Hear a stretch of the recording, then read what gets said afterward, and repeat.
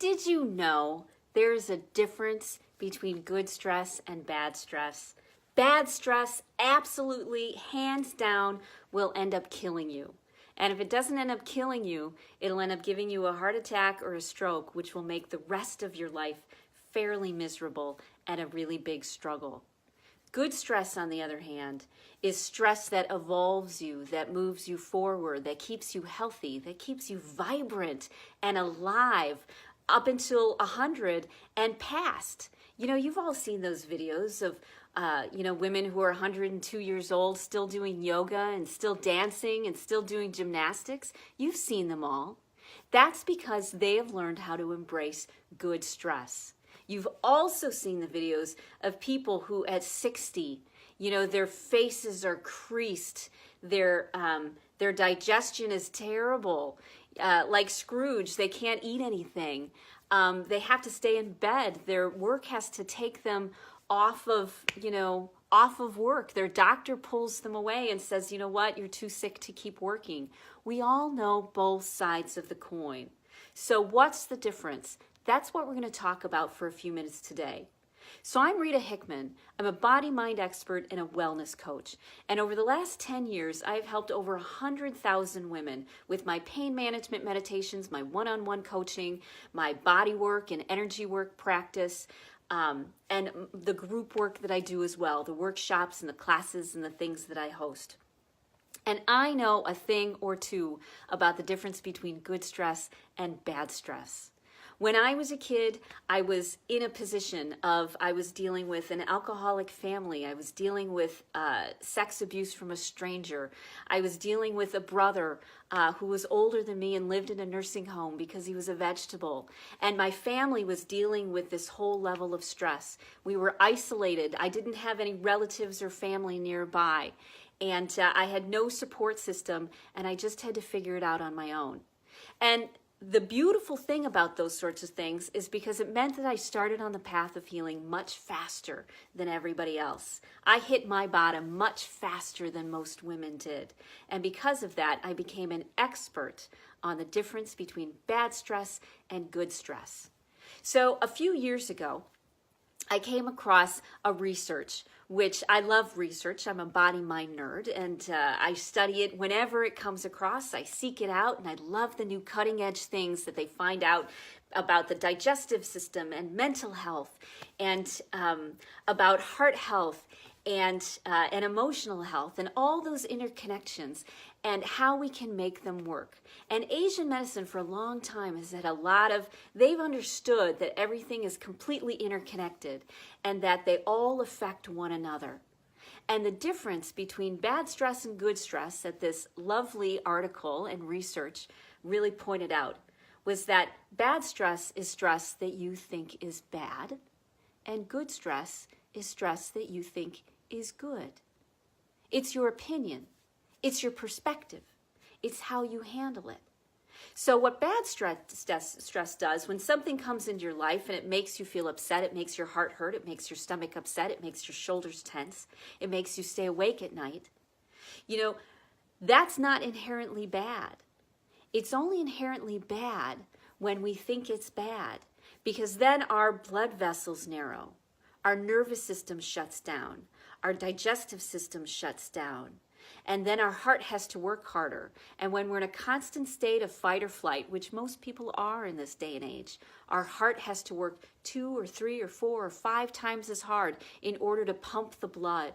The tension in our shoulders keeps blood from getting to our brain so that it can heal itself and clean up all those little parts and pieces and keep the plaque from building up, which leads to the dementia and the Alzheimer's and all those other challenges. Or our stomach clenches up. Maybe that's where we hold it and starts to lead to IBS and leads to Crohn's disease and leads to digestive problems. Or maybe it comes out in our relationships where we start snapping and yelling at the people we love the most. Or the opposite is when we take it and we suppress it and we stuff it, and then it becomes all those health issues that we talked about. So stress, when we think it's bad, stress overall, this is what it can do to us. But when we think it's bad, it makes us spiral down.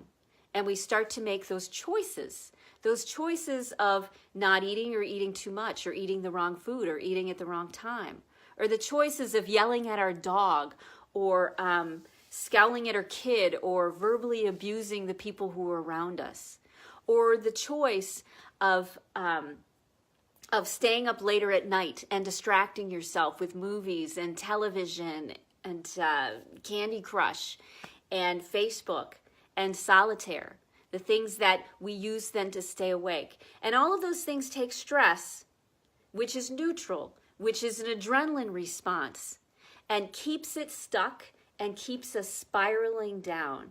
Now, the other way to look at it is good stress. Good stress is the same stress that may cause your heart to flutter faster and your stomach to clench up and your neck to clench up. It's the same stress. But instead, we look at it and we say to ourselves, you know what? How is this stress going to move me forward? What can I do to manage the stress so it doesn't have the health effects?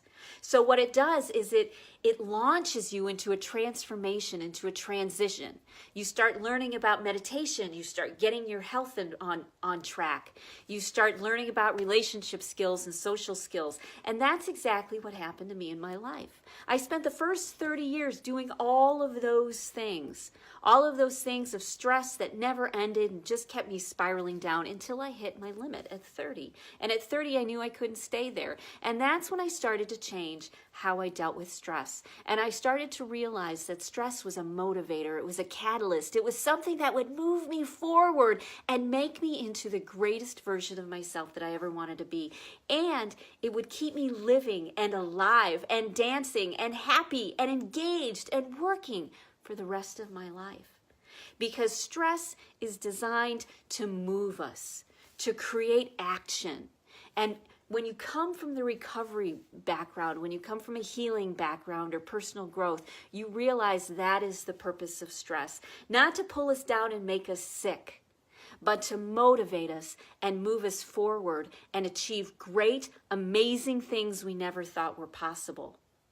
So if you're feeling stressed and you don't know how to handle it, and you don't have any good tools to manage it, and you feel yourself kind of stuck, I want you to reach out because I want to help you. I know what it's like to be there. I know what it's like to have that mask on and pretend like everything is fine when inside you are sick to your stomach. I know what it's like to impact the people that I love in a way that damages them, in a way that's very hard for them to come back from because I was insensitive, because I was so focused and so involved with how I felt, and I couldn't control how I felt, that I damaged all the things that mattered most to me. I know what it's like to be there. I know what it's like, what it feels like when you're moving up to that, when you're leading up to the thing that's going to cause everything to crash down and burn around you. I know what that's like. But you can course correct this, because the beautiful thing about stress is that it motivates us to reach out, not just to learn and to do it yourself, but it motivates us to connect as a community. And that's what coaches do, and that's what I do, and that's what I want to help you with. I want to help you reconnect to the positive parts of stress. Learn the power that you've got to control it, the power you've got to ride it like a wave, to help it last as small amount of time as possible, to work with it and live with it for a little while without having it damage anything else that matters to you. That's what I want to do, because I know how that feels. And do you know how uncomfortable? I'm sure you know. Of course you know how uncomfortable it is to be in that space where you don't know what to do and you don't know who can help and you see no way out and you keep learning more and doing more and it's just not enough.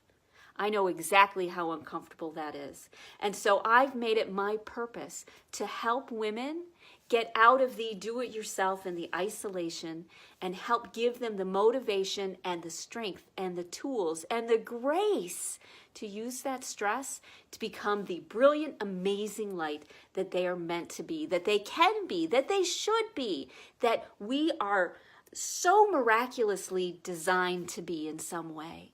We are miracles if you think about it, how our whole system works and synchronistically comes together, and the bacteria in our gut makes our brain smarter and think better, and our nervous system, can make us pull trucks, and save somebody's life. This is what I want to help you with. I want to help you take that normal stress in your life and learn how to manage it and turn it around before it becomes a real problem, before you're let off of work because your doctor says you need to de-stress, before it turns into dizzy spells, before it turns into surgeries, hip surgeries, knee surgeries, before it turns into headaches or divorces or estrangement from your children, before it turns into these things. Before you have to deal with your mother or your father and the Alzheimer's that they're dealing with, or the addiction that your kids are going through.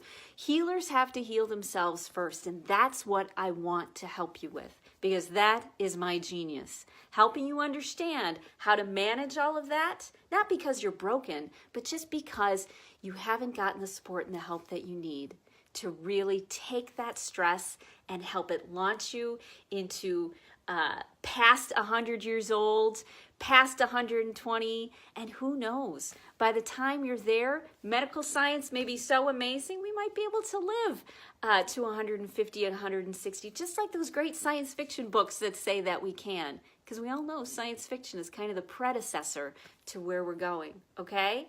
So I want you to reach out. I want you to contact me. You can leave a comment below in the comments.